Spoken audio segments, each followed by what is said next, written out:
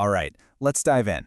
Today, we're basically becoming detectives, but we're not investigating a crime scene. Nope, we're investigating something you use every single moment of every day, your own language. And it turns out there are all these hidden connections, these unseen structures, just lurking right under the surface of the sentences we speak. So, let's get started. Okay, so to kick things off, I've got a puzzle for you. It's a really simple sentence, but there's a crucial piece missing, a piece that's completely invisible. Ready? Take a look. Here it is, our first clue. She finished. Now, grammatically, this is totally fine, right? You get it. But logically, finished what? The project? The marathon? Her sandwich? Our brains just know that something is implied there, but the sentence itself, it just leaves this big blank. And that little blank space? That's not just some random quirk of grammar. No, it's a clue. It's pointing to a hidden structure that our minds are constantly working with. And today, we're going to make that structure visible. I mean, think about it. The fact that your brain just automatically fills in that gap, knowing that something was finished, that proves language is working on a much deeper level than just the words you see on a page. There is a logical blueprint under all of this, and that's exactly what we're going to uncover.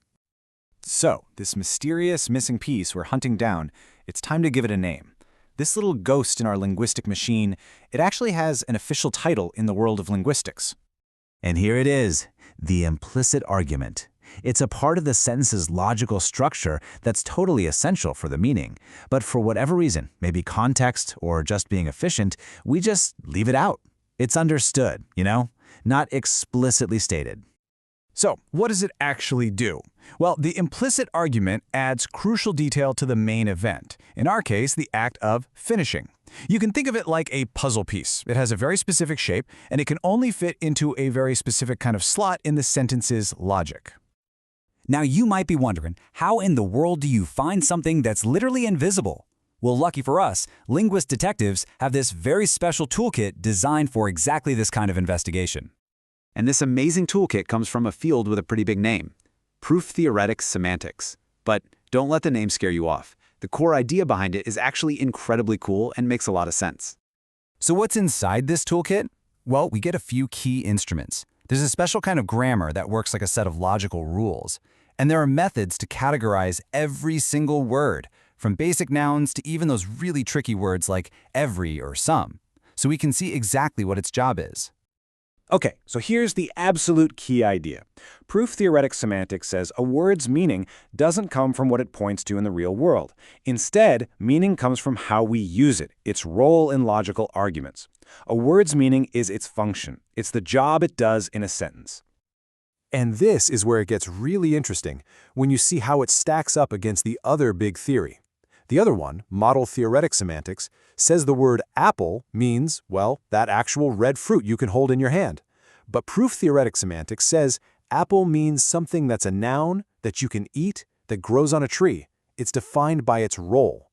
And that approach is perfect for finding hidden roles, like our implicit argument. Okay, let's recap. We've got our clue. We've got our main suspect, the implicit argument, and now we've got the toolkit. It is time to put it all together and finally crack this case wide open. And the process they use? It's actually a pretty straightforward 4-step investigation. You start with a regular sentence, you break it down into its parts, you apply those logical rules from the toolkit, and bam, the hidden structure finally becomes visible. So what this whole process really does is it turns our everyday normal language into something that looks a lot like a logical equation.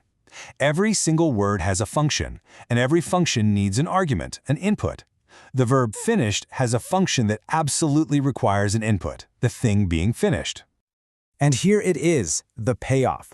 When we apply the toolkit to she finished, the logical structure itself demands that the function of finished has to be completed.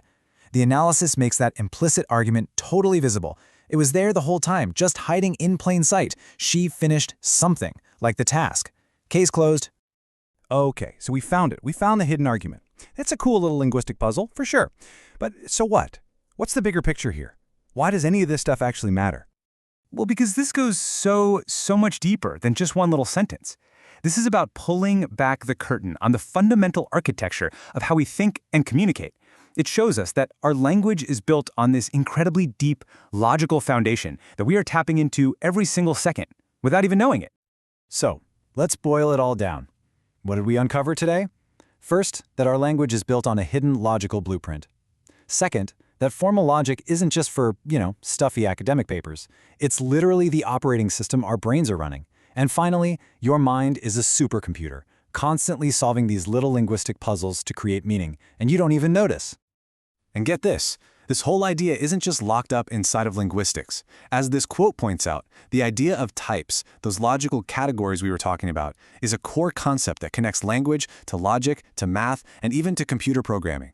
It's a fundamental way our world organizes information. And all of this leaves us with one last, kind of mind-bending question to chew on. We found one hidden structure today. But what else is out there, lurking just beneath the surface of the words you use, quietly shaping your thoughts, your conversations, and your reality? The investigation continues. Thanks for joining me on this one.